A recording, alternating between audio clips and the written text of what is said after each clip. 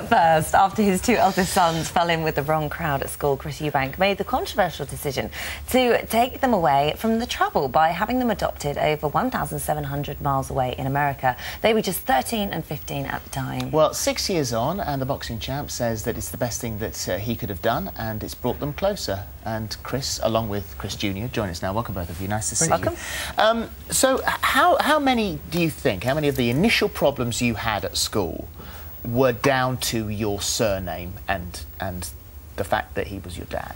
You know, growing up with the second name Eubank, obviously you're going to get kids trying to test you. You know, they want to put your name on there. Again, you got, you know, certain problems that arise from that, and you know, maybe I dealt with them in the wrong way every now and again, and that was actually a big part of me going to the States to get away from all of that. You know, to less pressure. Stuff like that. What about the fact that your parents had divorced and were separated? Was there an issue there that because you were away for quite a lot of the time, weren't you? You weren't around. Well, I was around, only I wasn't in the house. Point of fact is, the divorce, I mean, Karen is a wonderful woman and I wish I had her back, as always, but she's gone, she's remarried, wonderful guy. Christian is a wonderful guy, that is. I'm not too bad myself, but, you know, he's a wonderful guy. The fact that I wasn't in the house anymore, I didn't really want them being controlled in terms of taking advice and steering from their mother, because... Well, were you an active father figure, would you say? Absolutely, and I always have been. And the adoption, this term is wrong, it's misleading, it's inaccurate. You know, they were not adopted. In the United States, you have to have a guardian to look after children who are underage. We'll come to that in a second. Yes. I just want to get a little bit of the sort of background between what it was like at home, because you had a tough upbringing as well, didn't you? And there were aspects of what happened here that mirrored what happened in your life. Yes, but... you know, they were not going to have the problems that I had, and my job as a father was to make sure or help steer that into the right direction so that it didn't. And, you know, them going to the States and Christopher having the ability to box in, you know, a real furnace, the hardest place in the world in which to learn, or the toughest place in which to learn, it was my duty as a father to send him there, yes. So this came about going to America. It was in January 2006, and you were in Paris, and you were staying in a hotel, and you met this lady, and this was, what was this lady's name? This was Irene Hutton, yeah. And a friendship sprang from this moment of meeting, and it was in July, later on that year, that you took the boys on holiday. She lived in Las Vegas, so you took her out there.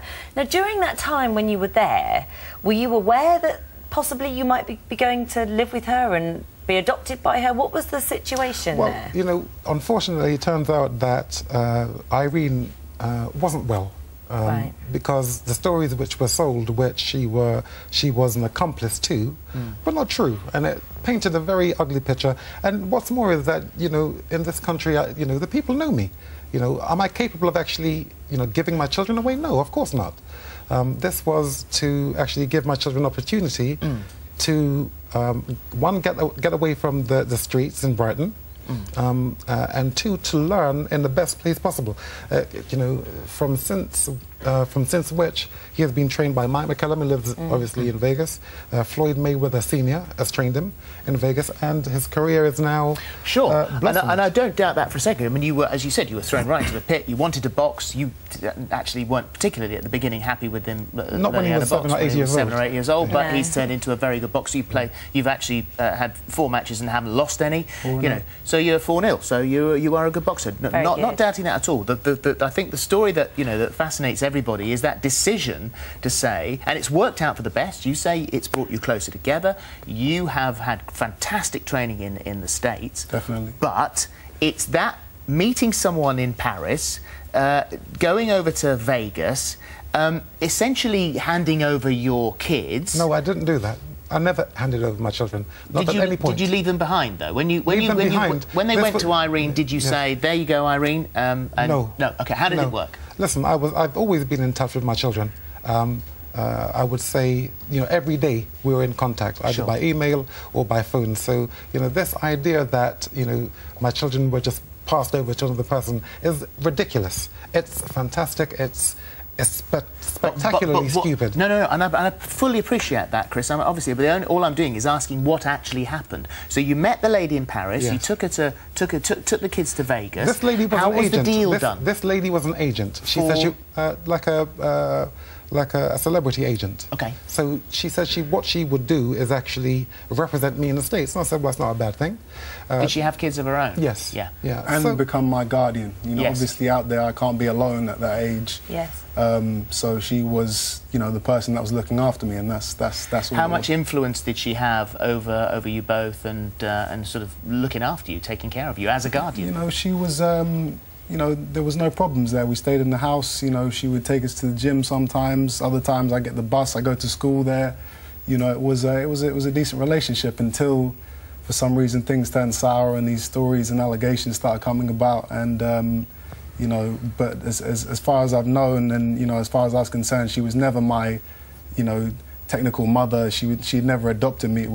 She was just a guardian. It was an arrangement. And you say, exactly. Chris, you say that actually going there was the best thing that could have happened to you. I mean, it worked. It sort of got you under control. You came back, your words, you came back a man, and you started this career which you've now gone on to do incredibly well in. So in hindsight, it's the right thing to do. It was the right thing to do. Definitely. To be out there away from the distractions, away from the pressures of having you know, to live up to my father's name in the amateur career, you know. Which is interesting you say that, because originally it was your father's name that was getting you into the trouble, and now it's sort of almost in honour of him, you use the same walk-on music, you ping into the ring, and you do those things that your father did. And yeah, that's true. But what people need to understand about that is that's not me trying to copy my father. That's not me, you know, of course trying to act like him. That's something that I do personally to, you know, in honour of him. Yeah, it's a tribute, and it's something that, you know, it gets me hyped up. It gets the crowd involved. It's all the show, you know, and that's a big part of boxing. People need to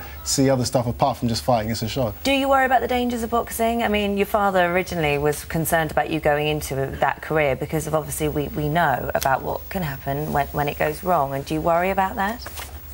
You know, as a fighter, you can't worry about stuff like that. If you go into the ring every time worrying about getting hurt or getting knocked out, then you're going to fail as a fighter. You have to go in there 100% knowing you're going to do your job, you're going to win, you're going to come out on top. Yeah. And so I don't let anything like that faze me. You've been pretty outspoken about the world of boxing, haven't you? Outspoken, you know, but not against, for, and actually having people understand, you know, the intricacies of this and how difficult it is and how, I suppose, misused a lot of fighters are. You know, what I've taught my son is, okay, in short, is integrity. You know, and it's not really a matter of training; it's a matter of parenting. The fact is, you know, if you parent a child correctly, then the child will be able to do anything correctly. But the worry is, I mean, because he's in a foreign country, so he's in the States. He's with a legal guardian.